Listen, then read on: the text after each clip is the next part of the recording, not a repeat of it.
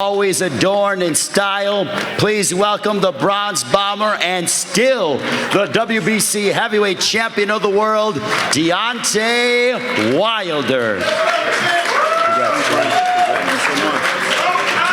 Yeah, baby. Oh, man.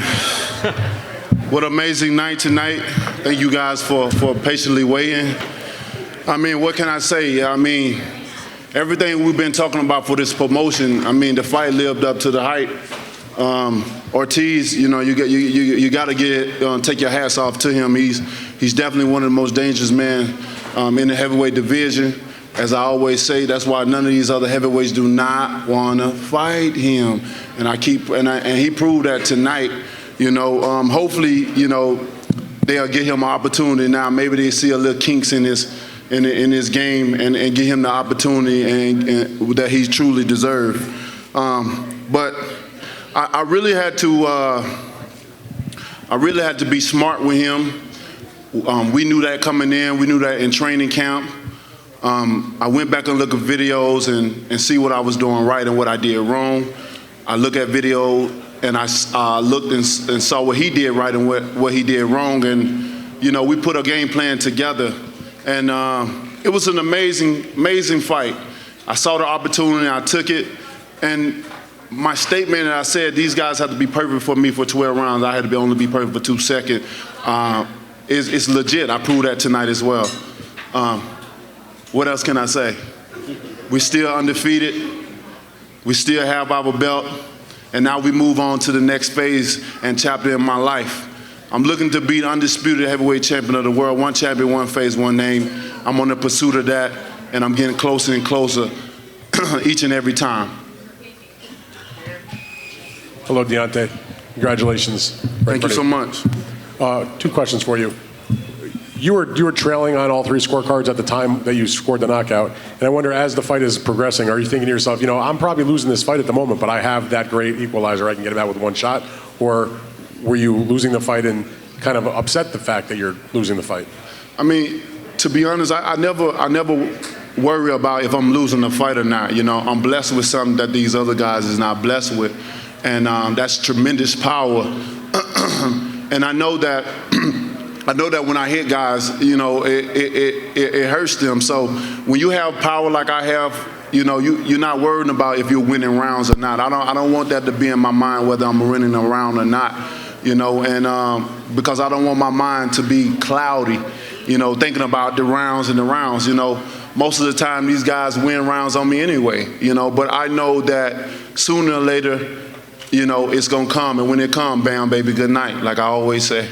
The other question for Deontay is this. There's been some chatter in the press center while we were waiting for you guys for your team and you to come out here, and people on social media, et cetera, saying, you know, after seeing a knockout like that and all the knockouts that you've had, that maybe Deontay Wilder is the greatest knockout puncher in the history of boxing. What is your thought when you hear people even broach the topic? What do you think? You know, I mean, at this point in time, you know, you got to give me my credit at this point in time. I mean, it's sad that it took me over 40 fights to get the recognition that I truly deserve. Because when people see me, they never see my style, and I know it took a while for them to get used to what I display, my talent that I present to boxing. But it's different than any other fighter. What I do is not textbook. You know, you can't really teach it, and I think that what makes me unique. That what differentiates me from the rest of these fighters. Like I said, you know, none of these guys not willing to fight guys 10, 20, 30, 40, 50 pounds and still knock guys out like that.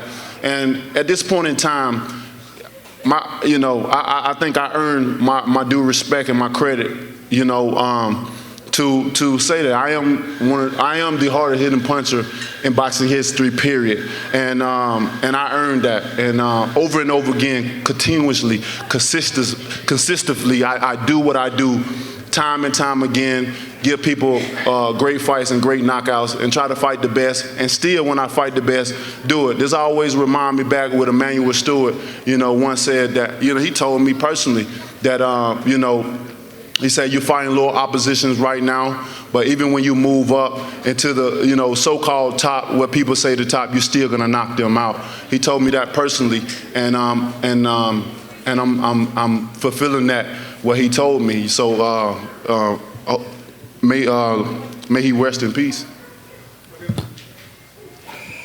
Deontay over here. The person who actually was crediting your power was Tyson Fury's trainer, Ben Davison, but he also said that he saw a couple of holes in your game that they plan on exposing in the next fight.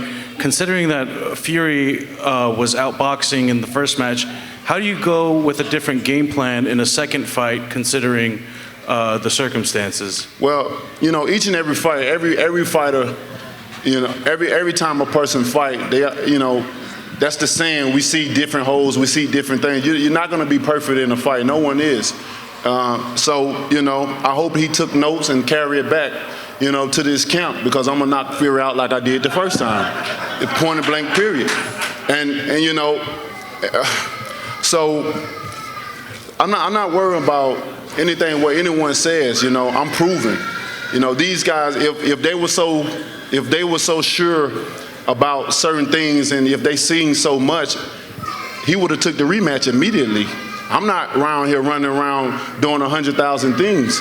I was the one that demanded the rematch soon as possible, especially when it was a controversial decision.